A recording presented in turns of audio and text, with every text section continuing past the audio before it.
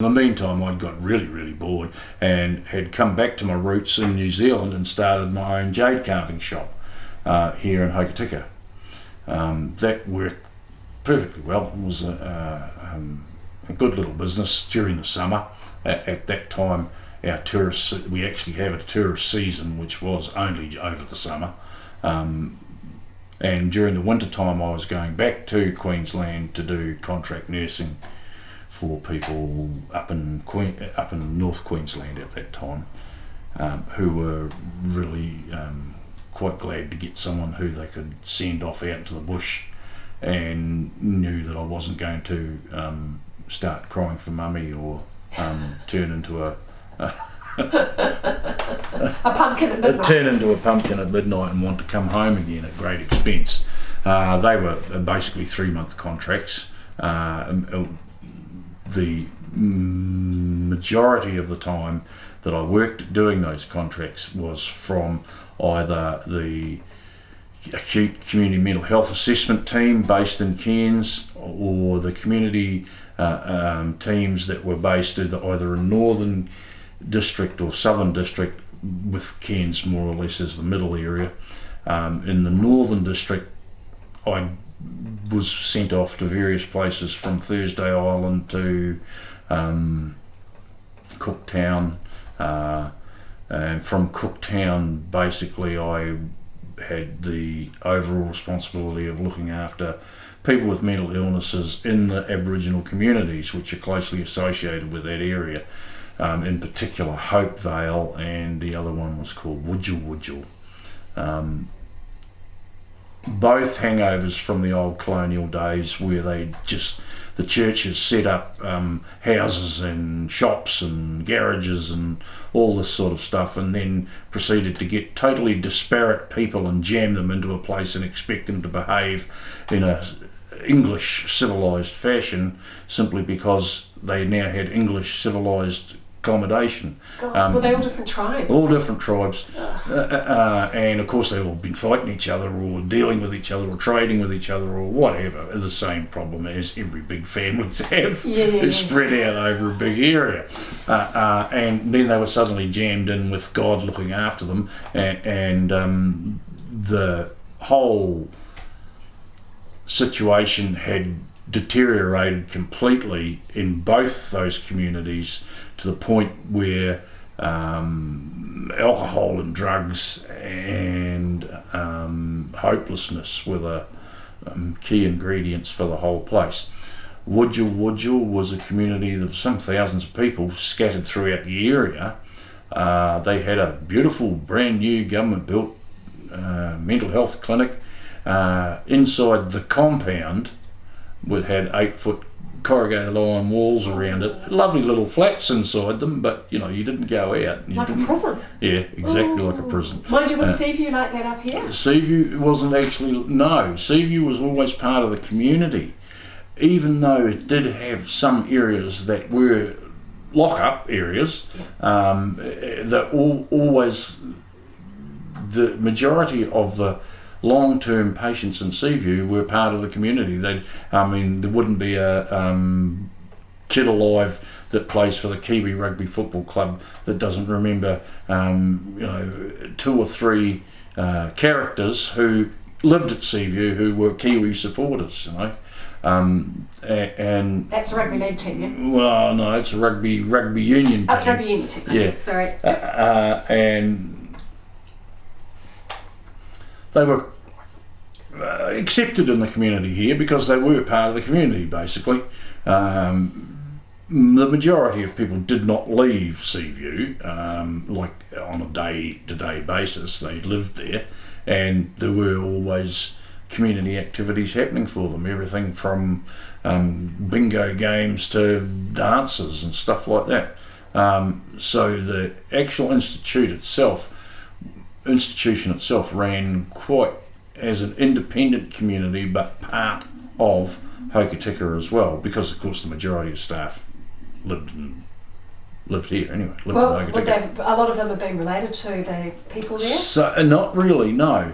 When I first started work at Seaview, it was a 500 bed hospital, but at that time they'd been in existence for the best bit of, maybe, I don't know, it must have been over 80 years, that these institutions all around the country, big institutions all around the country, and they'd been swapped patients around.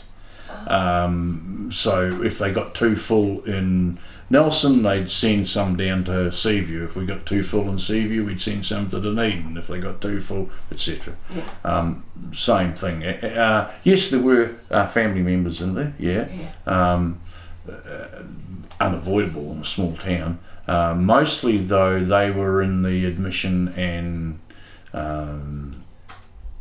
short-term villas.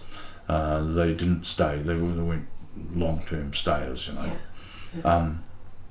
Well, that sounds a heck of a lot different to the big walls in the other places. Yeah. Well, in Wujal, which is a little Aboriginal community in far north Queensland, the walls are there for the safety of the staff that they fly in to work there. It's got nothing to do with the clinic itself is wide open. Anyone can come and go into the clinic, but the accommodation for the staffing was kept locked up. Was, like I say, a big compound. What were they in danger from? The local Indigenous folk, who might get drunk and decide that they wanted to rape one of the nurses, or I mean, that's how socially broken the whole place was.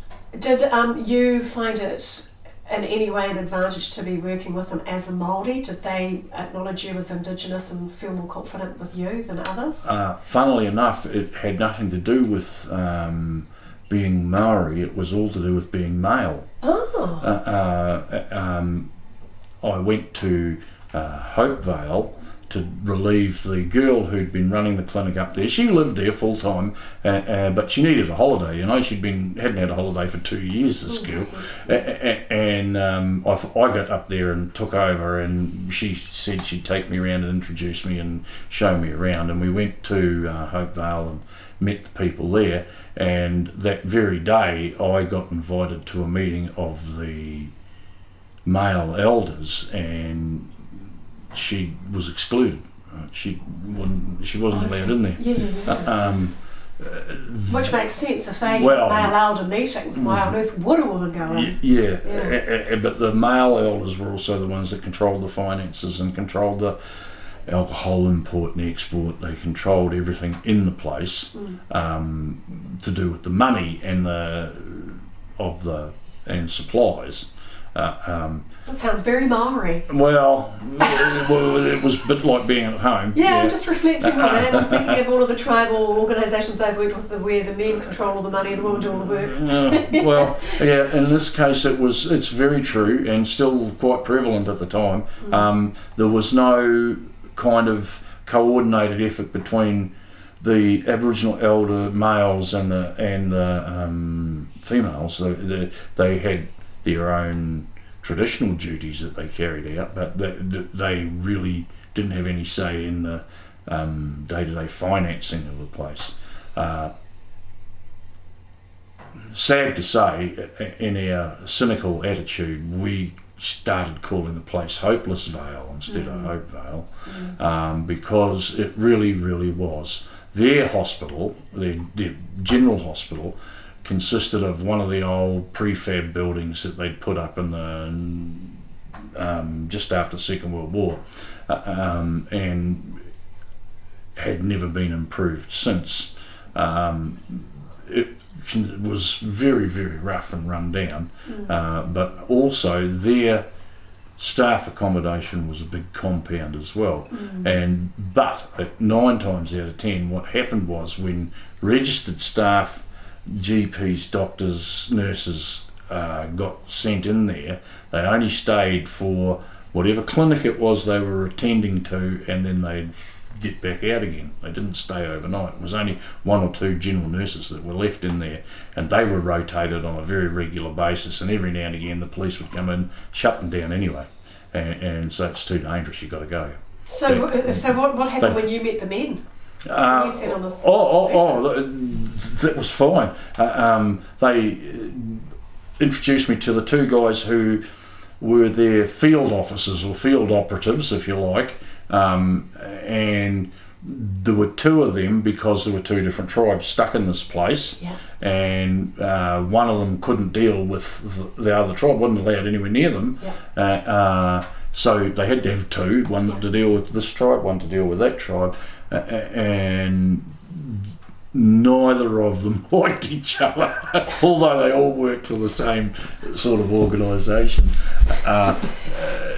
But they did do the important things together. They were just introducing an alcohol ban in the community, much to the disgust of the elder men, because they'd been making a great profit out of it up till then. The whole thing was like a giant hierarchy, just the same as many Maori tribal setups. Well, even here locally. Well, even here locally, yeah. Because you're McCarthy, or aren't you? Well, I'm Mamoi. Mamoi. Yeah. Dad comes from Taieri Plains, inland from Dunedin. Apparently, I've still got some tribal land somewhere up in the middle of the god-awful South Island, in the middle of the rainforest down there somewhere. Sounds nice. Yeah, no doubt.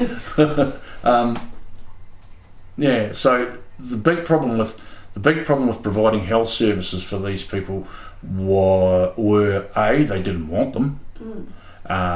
B, they'd been foisted on them by a government that felt as though it should be doing something for their Aboriginal people, and you must remember it was only 12 years or so since they'd actually even accepted the fact that Aboriginal people were human beings. Yes. Yeah.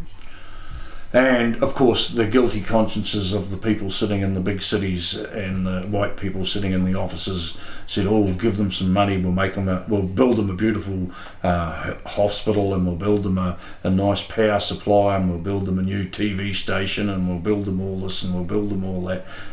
But no one ever bothered to go and ask what the was they actually wanted. Right? So of course the local people mistreated those facilities, and then it gave the powers that be the opportunity to say, "Well, I told you they're ignorant savages. There's no point in trying to teach them anything. You know, we can't show them. We can't help these people. They can't be helped.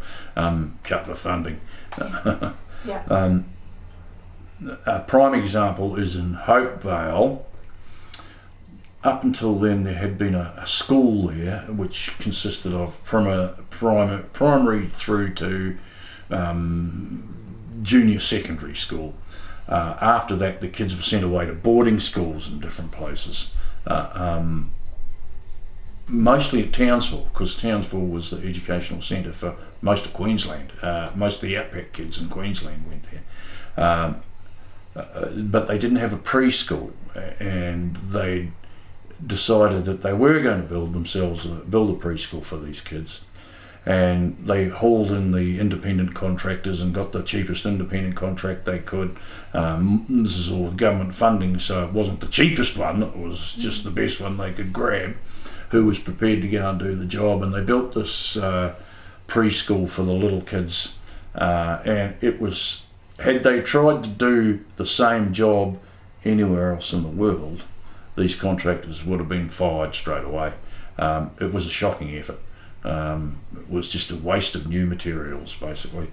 The air conditioner was mounted in a wall across the other side of the room. This is in a 38 degree heat.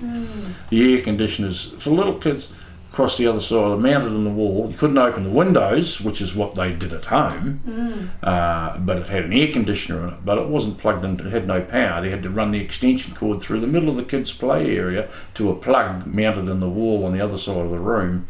The toilets had little kids' toilets in them, but they had adult doors on them, so the kids couldn't use them, and couldn't be taught to use them. Couldn't reach them. They couldn't open the doors. Yeah. You know, cyclone area with the verandas half the cyclone bolts were missing out of the verandas. They weren't even walked down. The sliding doors had a 2-inch gap at the base at one end because they hadn't made the concrete flat. I mean, all sorts of shocking things like that. The stove was mounted 2 feet above the stove was mounted all the cupboards for the kitchen, so that the first thing that was going to happen was it was going to catch fire. That kind of sloppy work started me off on the process of asking why, you know, and it took probably a couple of years of me banging my head against a brick wall to actually just give up, because as it turned out, the whole thing was something that no one wanted to know about. So doing contract work was fine, and it took me all around Cape York and to Thursday Island, where the problems were the same but different. The folk in Thursday Island were very well organised. The ones that knew how to manipulate the system, and paid lip service to Brisbane, basically, because that's where their funding came from.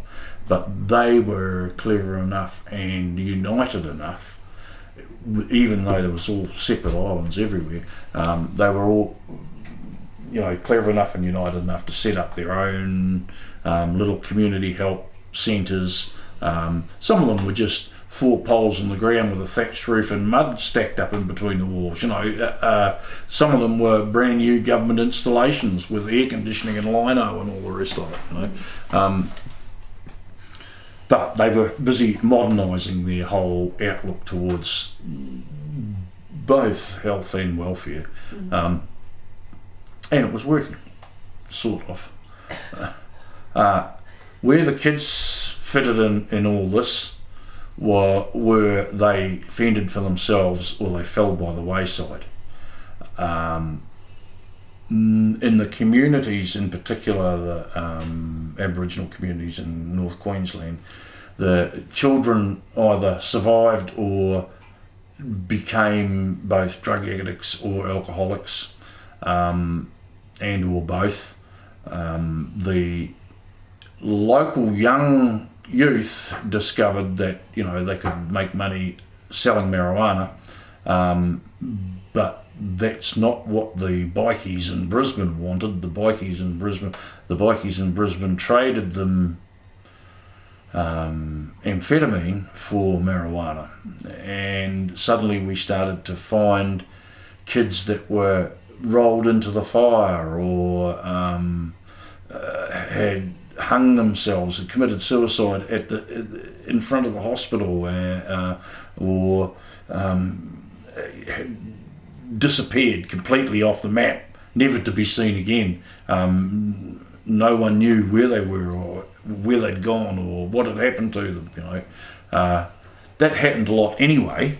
And usually there were people that had got into trouble in the community in one way or another with whichever family there was, and so they disappeared back to their tribal areas and you didn't see them for a few months or a few years even.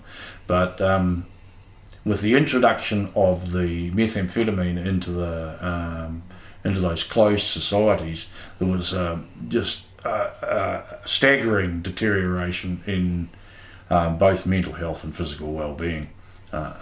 And there was just no way that the European system could cope with that in the communities, because they didn't have a basic understanding of the communities anyway. And I feel that that's probably part of the problem here too.